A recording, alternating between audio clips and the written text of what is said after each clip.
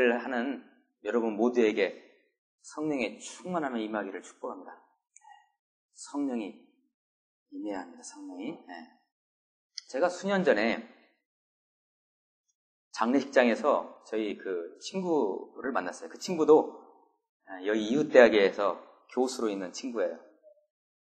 장례식장에서 그 친구를 만났는데 그 친구가 술을 한 잔 이렇게 건화에 들어갔는지 저한테 농담도 하고 막 그래요. 친한 친구예요. 야, 문 목사 이리 와봐. 이거 앉아봐. 앉아봐. 내가 할 얘기가 있어. 저한테 얘기를 출장 이렇게 늘어놓는 거예요. 이분의 아내 되시는 분은 독실한 기독교 신자이신데, 제 친구 이 교수님은 안 믿어요. 안 믿었어요. 예수님을 안 믿었는데, 아내를 엄청나게 핍박을 했어요. 그러다가, 어느 날 아내한테 낚여가지고 이제 교회를 가게 됐어요. 그래서 교회를 나가게 됐다는 것을 그날 저한테 일성으로 뉴스를 저한테 전하는 거예요. 나 교회 나가게 됐다. 얼마나 감사한 일이에요. 그러면서 자기가 나가고 있는 현재 그 교회에 대해서 얘기를 막 하는 거예요. 그 교회는 상당히 큰 교회다. 내가 지금 나가는 교회는. 전주에 저 효자동에 있는 교회인데, 그 목사님이 말이지, 저번 주 설교 때는 쇼펜하우어를 얘기하시더라고. 막 그런 얘기를 막 하는 거예요. 술 기운에. 그 목사님이 상당히 지적이시더라고. 뭐 이런 얘기를 하고. 교회 건물도 아주 고풍스러워가지고 그냥 그 교회 건물 자체에 권위가 있다고 막 또 자랑도 하고요. 그러면서 점심시간에는 그 교회는 근데 국수를 주대. 그러더라고요.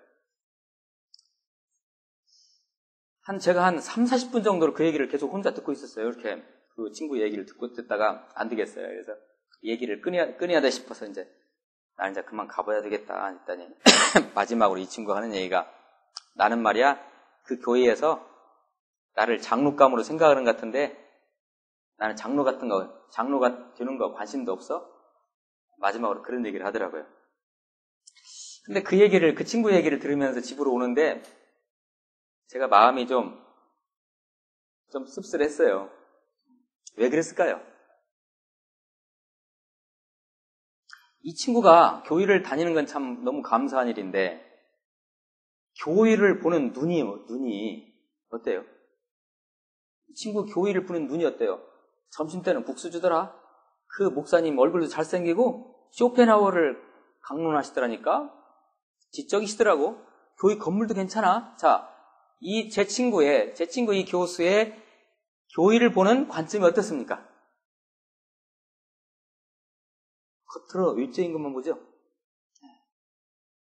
여러분은 우리 무드교회를 어떤 눈으로 보고 계십니까? 아이고, 무드교회 한 20평도 안 돼, 거기. 코딱지만 해. 그리고 그냥 맨날 파리도 들어와, 주일에 예배할 때. 그리고, 아무튼 그냥 이렇게 별로, 답답하고 말이에요, 교회도. 혹시 그렇게 보십니까? 여러분, 교회라는 곳은,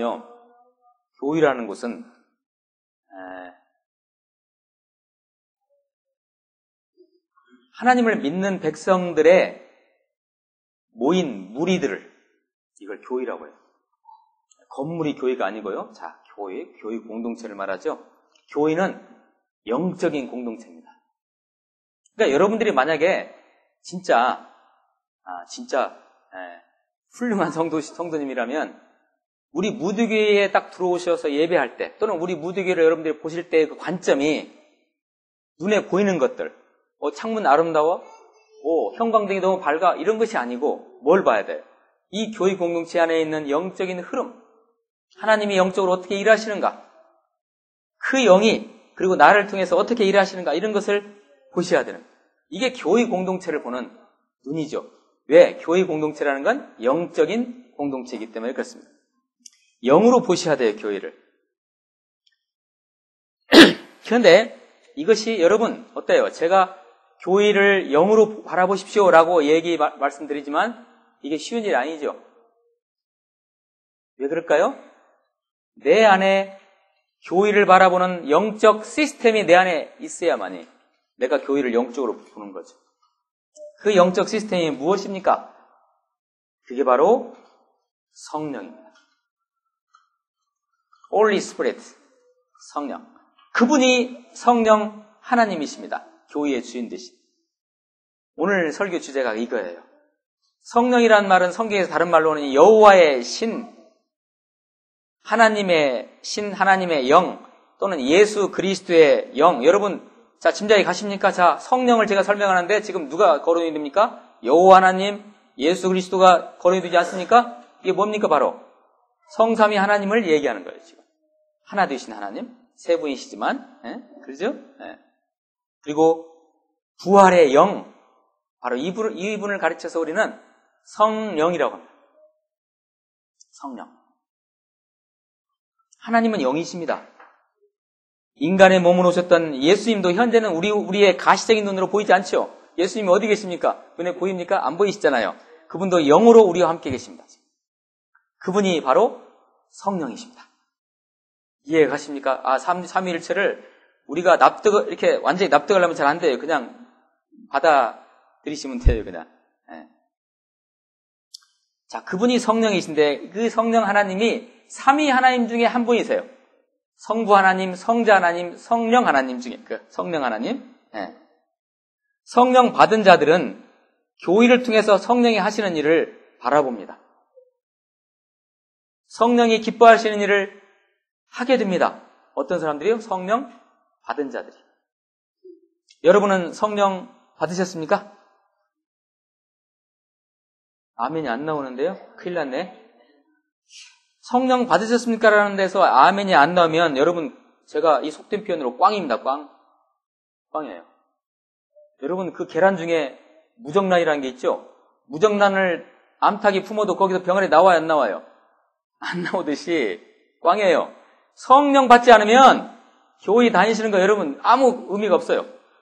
성령 받으시기를 축복합니다. 하나님의 영, 여호와의 신, 예수의 영, 부활의 영, 그분이 내 안에 들어오셔야 돼. 이 성령. 요한복음 14장, 우리가 지금 계속 나누고 있잖아요. 요한복음 14장과 성경의 여러 곳에서 예수님께서는 내가 어디로 자꾸 가겠다고 말씀하시죠. 섭섭하게. 그러잖아요. 반복해서 내가 가겠다. 내가 가는 것이 너희들의 유익이다. 자꾸 그렇게 말씀하셨는데, 근데 예수님께서 어디에 가시겠다는 것이 내가 어디로 가버리고 영영 이별하겠다는 것이 아니고 바로 또 다른 보혜사를 보내셔서 영원토록 함께 하시겠다고 말씀하십니다. 오늘 16절 말씀 잠깐 보세요. 오늘 16절 말씀 같이 한번 읽어보십니다. 자, 시작.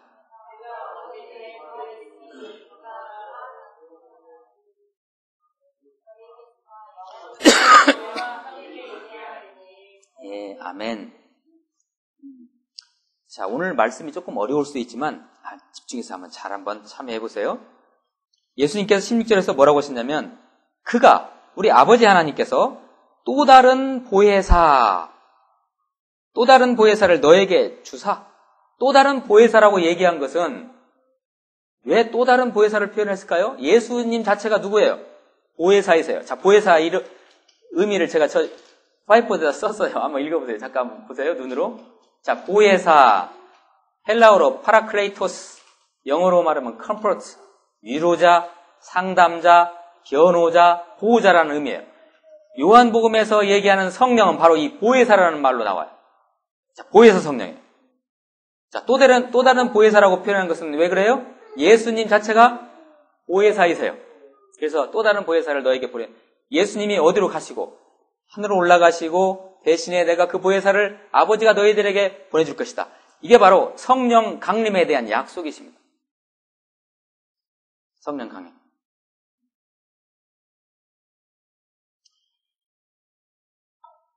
17절 말씀 또 같이 한번 읽어본다. 시작.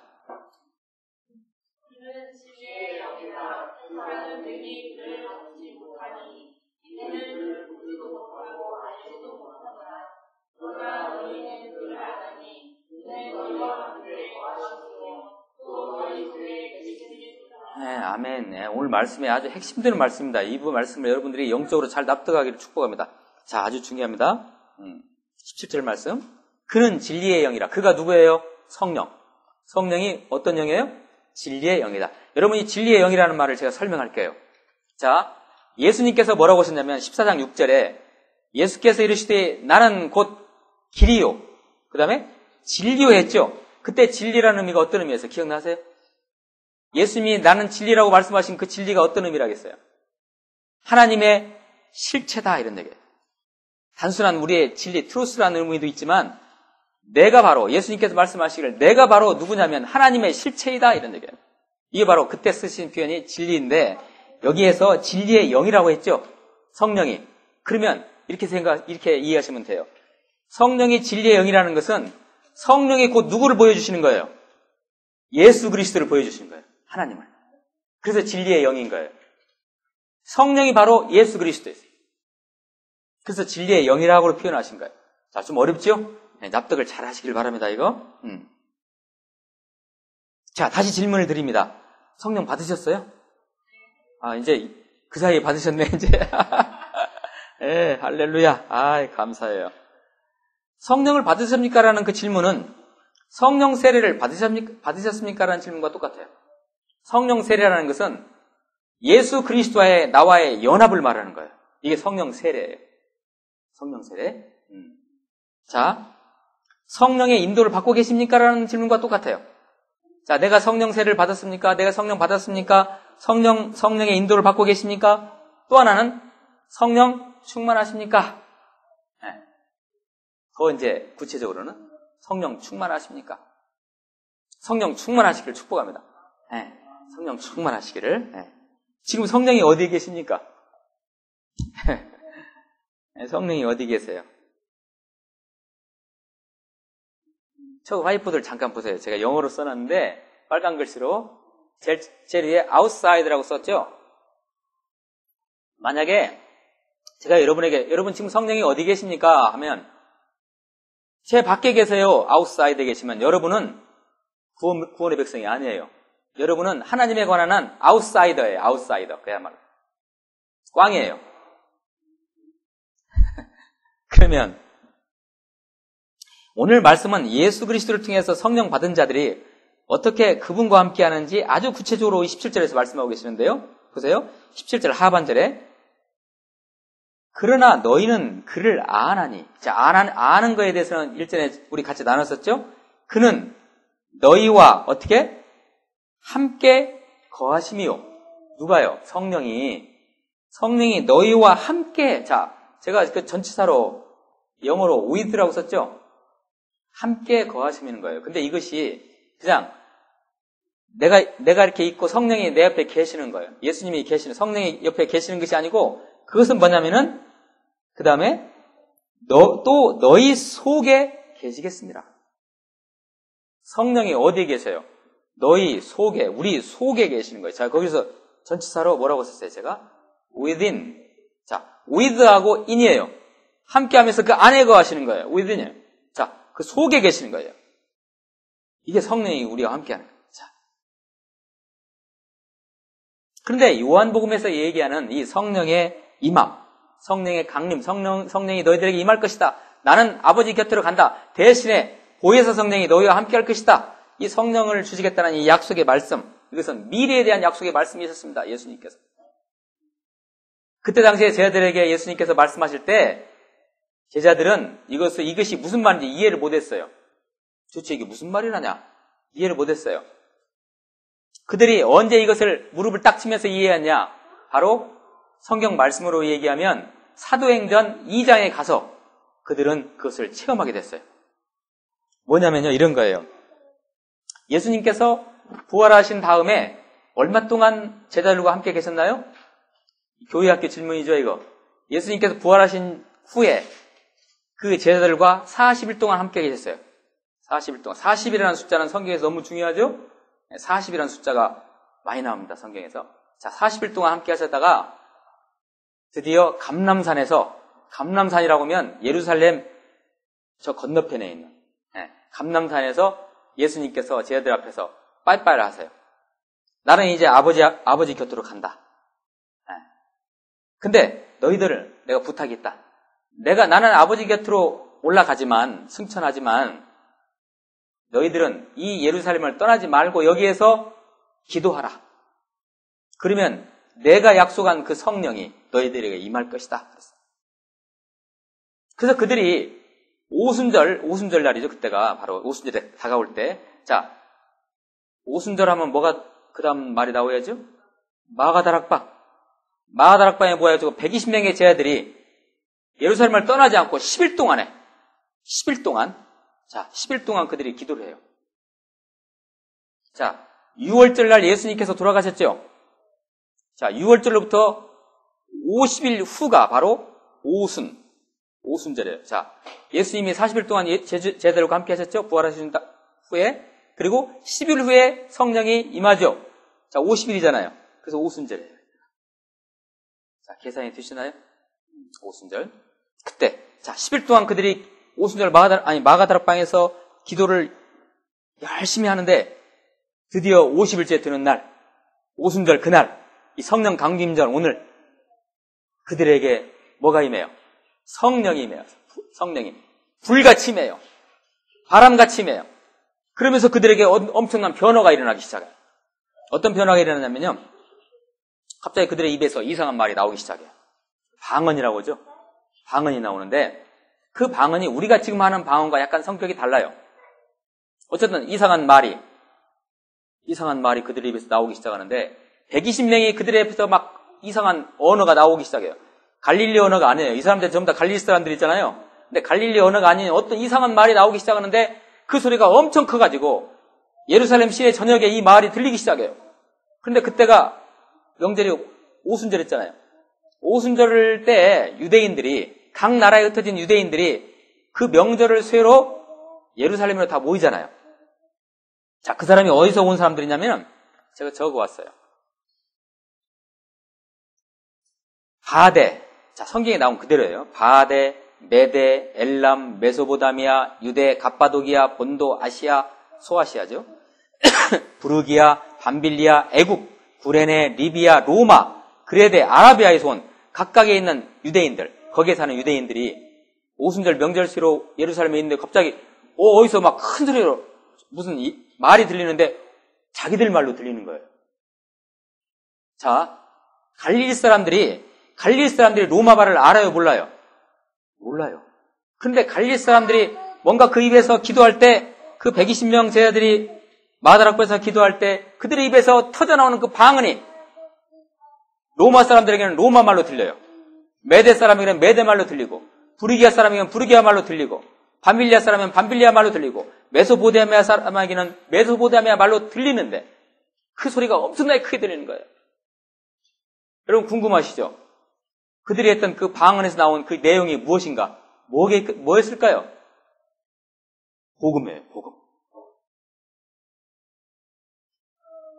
너희들 유대인이 죽인 그 예수가 하나님이시다. 그 하나님이 하나님의 영광을 이루기 위해서 이 땅에 인간의 몸으로 오셔서 너희들 죄를 다 사하셨다. 그분은 죽은 지 3일 만에 부활하시고 이제 하늘로 올라가셨다. 그분은 다시 심판하러 오신다라는 내용, 복음 내용이에요. 자, 이것을 그들이 방언으로 막 얘기하는데 각 나라에서 온 사람들이 그것을 유대인들이 다 들었어요. 언어의 기적이 일어나는 거죠. 소통의 기적이 일어나는 거죠.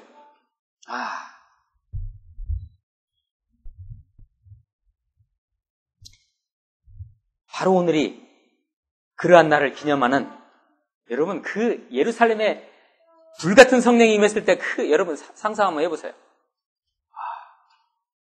하나님의 일하심이잖아요. 그죠? 그것을 기념해서 성령 강림절이 오늘로 이렇게 딱 만들어진 거예요. 오늘 뜨거운 날입니다. 그러니까. 그 이후로 어떠한 일이 계속해서 생겨났을까요? 성령의 충만함을 받은 그들은 예수님께서 이 땅에 계셨을 때 하셨던 그 일을 그들이 하기 시작합니다. 어떤 사람들이요? 성령 받은 자들이. 예수님이 했던 일을 그대로 하기 시작해요, 그들이요. 자, 그래서 그들이 가는 곳마다 사람들이 회심을 하고 예수님을 믿게 되고 그곳에 뭐가 생겨요? 교회가 생기기 시작해요. 자, 이게 예루살렘 교회의 출발이죠. 신약 교회의 출발. 네.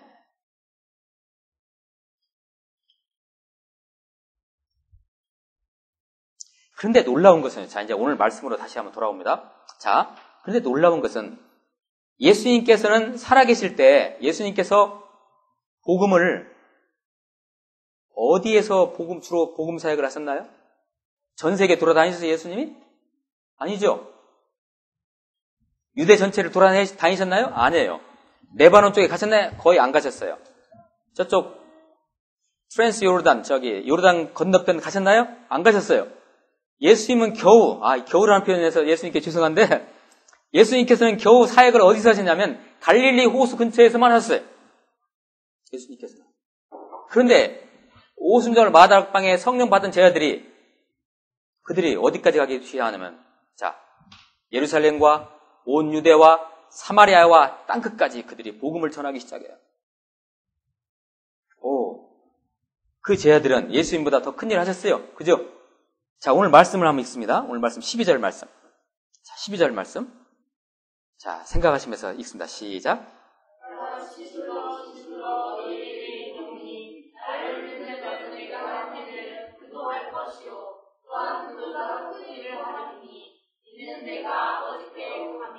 아멘. 이게 정리가 되십니까? 예수님이 아버지께로 간 다음에 뭐가 임했어요? 성령이 임했죠. 그들에게 성령이 임하니까 그들이 예수님이 하셨던 일을 하시기 시작하는데 예수님보다 어떻게 했어요? 이 일을 더 크게 했어요. 이 말씀이 성취된 거예요. 땅끝까지 그들은 사마리아, 빌립 지사님은 사마리아 성까지 들어가죠. 그리고 사도 바울은 로마까지, 그때 당시 땅끝인 로마까지 복음을 전. 자, 이 예수님의 말씀이 성취된 거예요. 자, 말씀 적어온 것 중에 요한복음 16장 7절 말씀 같이 한번 읽어봅니다. 요한복음 16장 7절 시작.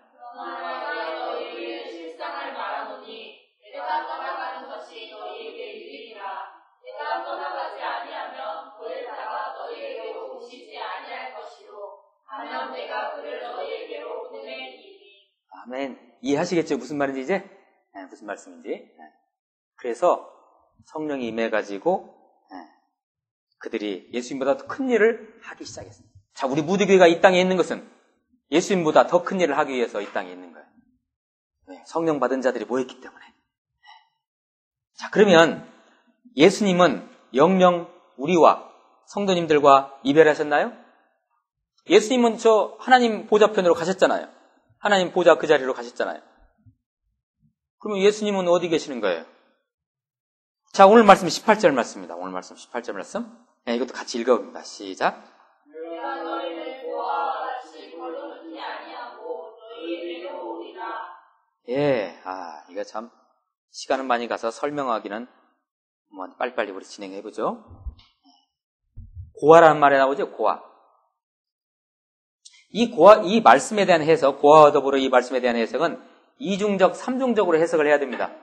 잘 들어보세요. 첫째, 지금 이 말씀을, 지금 요한복음 이 내용, 14장의 내용은 지금 예수님께서 십자가 지시기 전에 하신 말씀이에요. 제자들에게, 그죠? 그러면 예수님께서 내가 너희들을 고아와 같이 버려두지 않고 다시 오겠다고 하는 약속은 언제 성취됐어요? 그들에게. 부활하셔가지고. 내가 곧 십자가에 죽는데 부활해서 다시 오셨잖아요. 그래서 그 약속 지키신 거예요. 그 다음에 이 요한복음이 쓰여져 가지고 요한 공동체이 이 요한복음이 그들에게 전달이 됐는데 AD 80년, 90년 그때 자 그들에게 있어서의 이 약속은 어떻게 지키셨나요? 예수님이 너희를 고아와 같이 버려두지 아니하고 내가 너희에게 오겠다라는 그 약속이 어떻게 성취됐어요? 그들에게 뭐가 임했어요? 성령이 임했잖아요. 성령이. 그래서 그것이 성취된 거예요. 자, 그러면 이 말씀을 읽는 이 시대에 우리들에게는 이것이 말씀이 언제 성취돼요, 이제? 자, 여러분 지금 예수님이 이 땅에서 여러분 곁에 가까이 안 계시니까 어떤 때는 여러분이 곤고하고 고아처럼 매일매일 보내시죠? 힘드시죠? 그러나 예수님께서 약속하십니다. 너희들을 고아와 같이 버려두지 않겠다. 내가 곧 오겠다. 언제 오십니까, 예수님이? 곧 오세요. 바로 우리는 재림을 기다리는 이 시대 성도들이죠. 자, 이렇게 이 말씀을 그렇게 해석할 수 있는 거예요. 여러분 누가 고아예요? 누가 고아? 누가 고아예요? 고아라는 말이 참 부모가 없는 게 고아잖아요. 그런데요, 더 불쌍한 것은 부모가 없는 분이 불쌍하지만 부모가 있음에도 불구하고 부모가 없다고 생각하는 사람이 고아인 거예요. 정말 진짜 고아예요. 지금 성령 받았음에도 불구하고 성령 내가 받았는지 안 받았는지도 몰라요라고 생각하는 사람들이 진짜 이 시대의 영적 고아인 거예요. 영적 고아예요. 영적 고아가 안 되기를 축복합니다. 사랑하는 우리 존경하는 무디기의 동역자 지체 여러분, 다시 질문합니다. 성령 받으셨습니까? 네. 자, 우리가 성령 받았다면 우리가 무엇을 해야 합니까? 어떻게 인도받아야 됩니까? 아니, 우리를 통해서 성령께서 하시는 일이 도대체 무엇일까요? 자, 오늘 말씀, 적으신 말씀 중에 사도행전 1장 8절 말씀. 이것입니다. 바로 같이 하겠습니다. 시작. 성령이 너희에게 임하시면 너희가 권능을 받고 예루살렘과 온 유대와 사마리아와 땅끝까지 이르러 내 증인이 되리라 하시리라.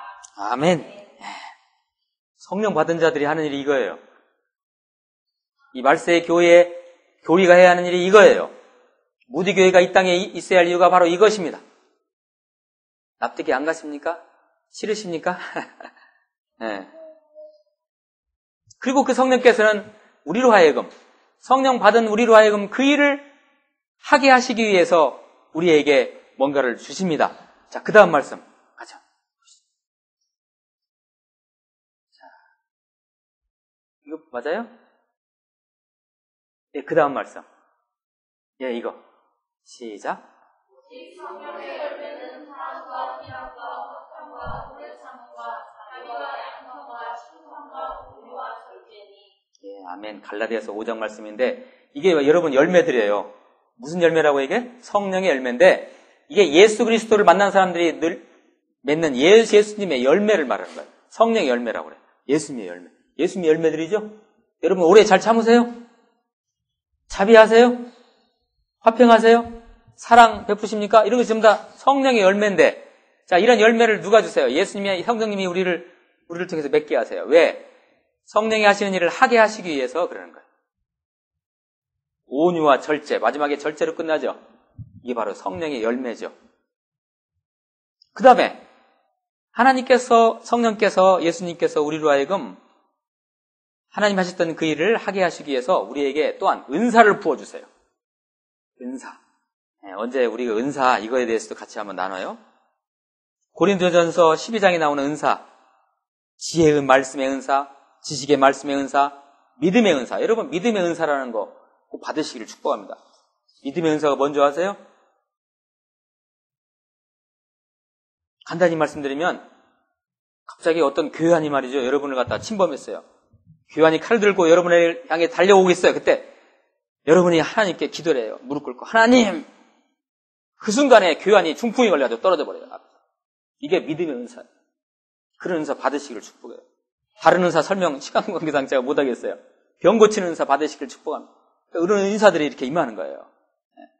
능력 행함, 예언, 방언, 통역, 영들 분별, 귀신을 딱 보고 귀신 딱 보는 그런 능력. 이런 게 은사예요. 이런 은사가 주어져요. 성령 받은 자들에게. 왜? 성령이 하시는 일을 하게 하시기 위해서. 정리합니다. 성령이 하시는 일이 뭐예요? 땅끝까지 내 증인이 되는 거예요.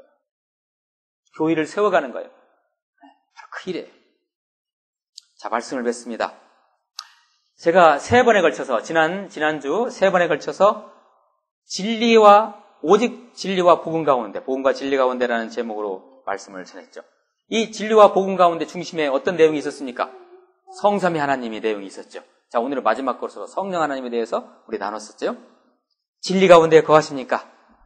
삼위 하나님이 진리 되시고 길 되시고 생명 되시고 그분들이 복음이라는 것을 여러분 믿으십니까? 그분들이 복음이세요. 하나님이 복음입니다. 하나님이 복음. 하나님이 복음이에요. 이 하나님께서 선하게 역사를 인도하고 역사하고 계심을 믿으십니까? 오늘 나눴던 말씀 중에 하나님은 우리를 하나님의 선하신 뜻의 중심으로 인도하셨다고 같이 나눴습니다. 그죠? 그 선하신 일의 중심이 어디 있어요? 땅끝까지 복음을 전하게 하는 거예요. 우리 전주 지역과 대한민국 전체와 북한 땅에, 일본 땅에, 그리고 저 멀리 땅끝까지 복음을 전하는 것입니다. 여러분, 때를 얻든지 못 얻으시든지 간에 아버지와 아들과 성령의 이름으로 생명의 복음을 전하는 것입니다. 여러분의 인생은 여기에 맞춰져 있습니까? 그러면 여러분은 성령 받은 자들입니다. 그렇다면 여러분의 삶은 지극히 아름다운 것입니다. 여러분, 신선미 기억하시죠? 아름다운 것입니다. 그게 아름다운 겁니다. 하나님이 나를 통해 나타나시는 거죠. 땅까지 복음을 전하는 거예요. 우리가 성령을 받는 것의 의의가 바로 여기에 있는 것입니다. 기도하시겠습니다.